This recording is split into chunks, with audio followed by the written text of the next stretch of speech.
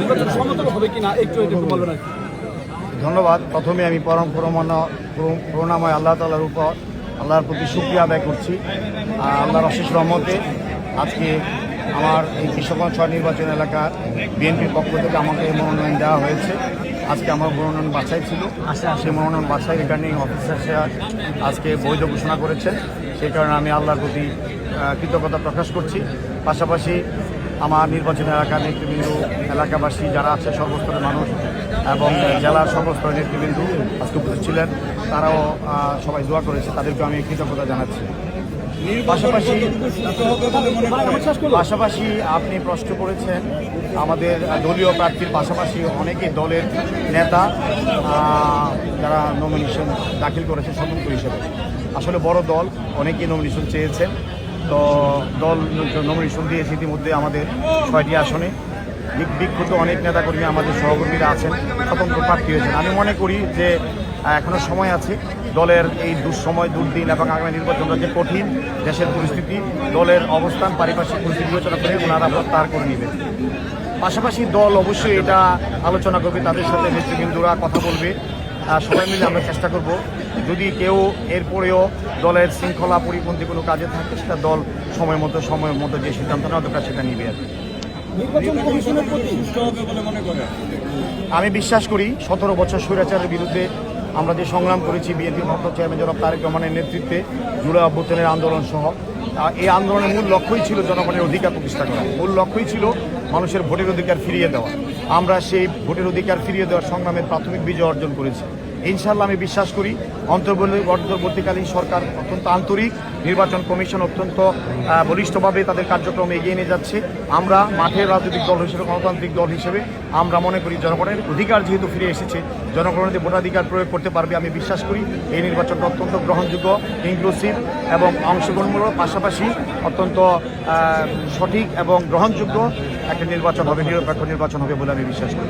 ভাই, আপনার আসলে যারা অন্য দলের প্রার্থী রয়েছেন তারা যেহেতু আপনার এটা বৃহত্তম দল এবং জেলা বিএনপির সভাপতি, কেন্দ্রীয় বিএনপি নেতা, তাদের ব্যাপারে আপনার কি বলা আছে? তারা কোনো থ্রেট মনে করছে কিনা আপনাকে? আপনার এই ব্যাপারে আপনার কি বক্তব্য আছে? আসলে আমি কাউকেই ছোট করে দেখতে চাই না। আমার যারা সহকর্মী, প্রতিদ্বন্দ্বী ভাইয়েরা আছেন, যেই দলেরই হোক না কেন, আমরা সবাই মিলে ভৈরব কুলিয়ারচরের নির্বাচনের পরিবেশটা আমরা সার্বিকভাবে সহযোগিতা করব প্রশাসনকে, নির্বাচন কমিশন। আমি মনে করি আমি কেমন মানুষ, কেমন কি, আমার যারা প্রার্থী সকলের সাথে আমার ব্যক্তিগত সম্পর্ক আছে, রাজনীতির বাইরেও আমাদের একটা সামাজিক সম্পর্ক আছে।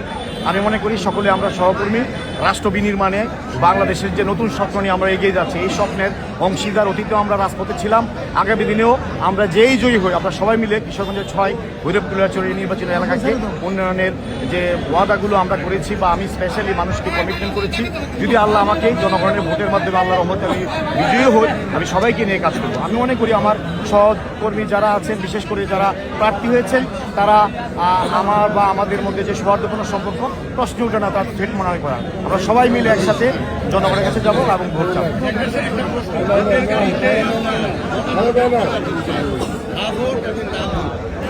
আপনারা কোনটাতে সমর্থন দিচ্ছেন বা এই প্রচারণায় যাবেন কোনটাতে, ভোটে বা না ভোটে? এটা খুব তাড়াতাড়ি আপনারা জানতে পারবেন, আমাদের দলীয় সিদ্ধান্ত হবে। সিদ্ধান্ত মোতাবেক ইনশাল্লাহ দ্রুত সময়ের মধ্যেই আমরা 21 তারিখে প্রচার হচ্ছে, তো এখন তো আমরা আসলে কোনো ভোটের কথা বলতে পারছি না। ইনশাল্লাহ 21 তারিখের পরে মার্কা পাওয়ার পরে আপনারা জানবেন, আমাদের দলের পক্ষ থেকে আনুষ্ঠানিকভাবে ঘোষণা আসবে। ইনশাল্লাহ আমরা দেশ এবং জাতির যে সেন্টিমেন্ট, আগামী রাষ্ট্র বিনির্মাণে যে আমরা ঐক্যবদ্ধভাবে গত টার্মে আমরা যে সরকারের পক্ষ থেকে যে আপনার এই কমিশন হয়েছিল, সংস্কার কমিশন, প্রত্যেকটা কমিশনে আমরা সহযোগিতা করেছি। অতএব সবাই মিলে যেহেতু আমরা ঐক্যবদ্ধভাবে এই নির্বাচনের পক্ষে এবং সংস্কার কমিশনের সকল কার্যক্রমে আমরা ঐক্যবদ্ধ ছিলাম, সহযোগী ছিলাম, ইনশাল্লাহ সেরকমভাবে আমাদের চিন্তা এবং ভাবনাকে একত্রিত করে দল সিদ্ধান্ত জানাবে।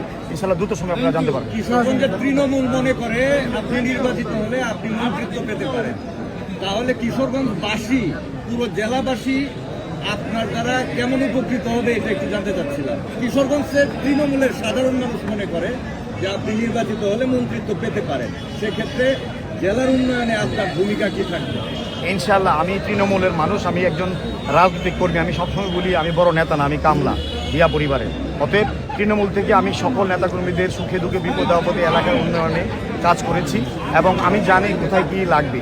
আমি শুধু কিশোরগঞ্জ 6 আল্লাহ যদি আমাকে রহমত করে বিজয়ী হই, শুধু কিশোরগঞ্জ 6-এর কথাই ভাববো না।